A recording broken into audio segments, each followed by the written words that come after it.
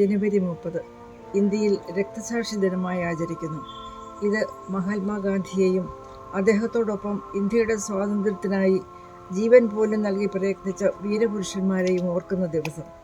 സ്വാതന്ത്ര്യ സമര നേതാവായിരുന്ന ഗാന്ധിജിയുടെ നേതൃത്വപാടവവും അഹിംസാ സിദ്ധാന്തവും ത്യാഗോജരമായ ലളിത ജീവിതവും അനുസ്മരിക്കേണ്ട ദിവസം. ഈ ദിവസമാണ് മഹാത്മജി വധിക്കപ്പെട്ടതും.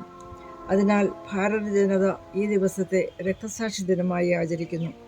ആ പുണ്യപുരുഷൻ തൻ്റെ പതിവ് പ്രാർത്ഥനാ സമയത്തിന് ശേഷം പുറത്തിറങ്ങിയ വേളയിലാണെന്ന് ഓർക്കണം നാഥുറാം ഗോഡ്സെ എന്ന മതഭ്രാന്തൻ ഗാന്ധിജിക്ക് നേരെ വെടിയുതിർത്തത്. ഇത് സംഭവിക്കുന്നതോ തൻ്റെ അശ്രാന്ത പരിശ്രമത്തിൻ്റെയും ചിരകാല സ്വപ്നത്തിൻ്റെയും പൂവണിഞ്ഞിട്ട് ഏതാനും മാസങ്ങൾ മാത്രം പിന്നിട്ടപ്പോഴായിരുന്നു. 1947 ഓഗസ്റ്റ് 15 ഇന്ത്യക്ക് സ്വാതന്ത്ര്യം ലഭിച്ചു. 1948 ജനുവരി 30 ആ ധീരാത്മാവ് രക്തസാക്ഷി മകുടം ചൂടി. സൂര്യൻ അസ്തമിക്കാത്ത ബ്രിട്ടീഷ് സാമ്രാജ്യത്തിൻ്റെ കോളനി ഭരണത്തിൻ്റെ അരാജകത്വത്തിൽ നിന്നും തേർവാഴ്ചയിൽ നിന്നും ചൂഷണത്തിൽ നിന്നും ഇന്ത്യയെ സ്വതന്ത്രമാക്കാൻ ഈ ഈശ്വരവിശ്വാസി നയിച്ചത് രക്തരഹിത വിപ്ലവമായിരുന്നു.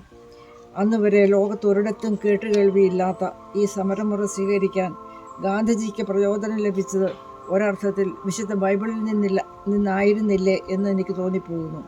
അദ്ദേഹം തന്നെ പറയുന്നുണ്ട്, യേശുനാഥൻ്റെ മലയിലെ പ്രസംഗം എന്നെ ഹഠാത് ആകർഷിച്ചു എന്ന്. വെടിയേറ്റപ്പോൾ ഹരേ റാം എന്ന് വിതീരണം ചെയ്ത് ജീവൻ വെടിഞ്ഞ ആ ഈശ്വരഭക്തൻ യേശുദേവൻ്റെ ശത്രുസ്നേഹം എന്ന വിശിഷ്ട പുണ്യം പ്രകടിപ്പിച്ചതല്ലേ ആ അവസാന വാക്കുകൾ. പടക്കോപ്പുകളോ മാരകായുധങ്ങളോ ഒന്നുമില്ലാതെ, രൂക്ഷമായ രക്തച്ചൊരിച്ചിലോ വിപ്ലവകാഹളമോ ഇല്ലാതെ ലോകത്തിലെ ആ വൻശക്തിയോട് നിസ്സഹകരണം, സ്വദേശി പ്രസ്ഥാനം, സത്യാഗ്രഹം, പ്രാർത്ഥനായജ്ഞം എന്നിങ്ങനെയുള്ള മാർഗങ്ങളിലൂടെ ശത്രു അക്രമാസക്തമായപ്പോഴും കുറേ പേർക്കെങ്കിലും ജീവൻ വെടിയേണ്ടി വന്നപ്പോഴും സമചിത്തത കൈവെടിയാതെ സ്വാതന്ത്ര്യ സമരം ധീരമായി അടിപതറാതെ നയിച്ച രാഷ്ട്രപിതാവായ മഹാത്മാഗാന്ധിജിക്ക് മുമ്പിൽ പ്രണാമം. ഭാരത ജനതയുടെ നമോഭാഗം.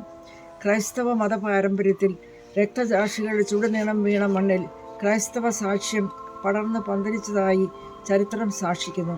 അതെ, ഈ രക്തസാക്ഷിയുടെ രക്തത്തിൻ്റെ വളക്കൂറിൽ ഇന്ത്യ മഹാരാജ്യം അന്നു മുതൽ ഒരു ജനാധിപത്യ രാജ്യമായി വളരാൻ തുടങ്ങി. വളർന്നു പന്തലിച്ച് ഇന്ന് ലോകരാഷ്ട്രങ്ങളുടെ ഇടയിൽ ഒന്നാം കിടയിൽ തന്നെയുള്ള ശക്തിയായി തീർന്നിരിക്കുന്നു എന്ന സത്യം ആ ചരിത്ര യാഥാർത്ഥ്യത്തോട് ചേർത്ത് വായിക്കാമെന്ന് തോന്നുന്നു. ആ മഹാത്മാവിൻ്റെ സമരമാർഗം ഇന്നും പ്രസക്തമല്ലേ? യുദ്ധതന്ത്രങ്ങളും ബോംബുകളും ഷെല്ലുകളുമെല്ലാം വാരിക്കൂട്ടാൻ വ്യഗ്രത പൂണ്ട് സങ്കല്പിക്കാനാവാത്ത പണം ഇതിനായി വ്യയം ചെയ്ത് ജനതകളുടെ ജീവിതം ദുസ്സഹമാക്കുന്ന ഇന്നത്തെ യുദ്ധമുഖത്തിന് ഗാന്ധിയുടെ യുദ്ധമുറ ഒരു ചോദ്യചിഹ്നമായി നിലകൊള്ളുന്നു. മഹാത്മാഗാന്ധിജി ഇന്ത്യൻ ജനതയുടെ മനസ്സുകളിൽ സ്ഥിരപ്രതിഷ്ഠ നേടട്ടെ.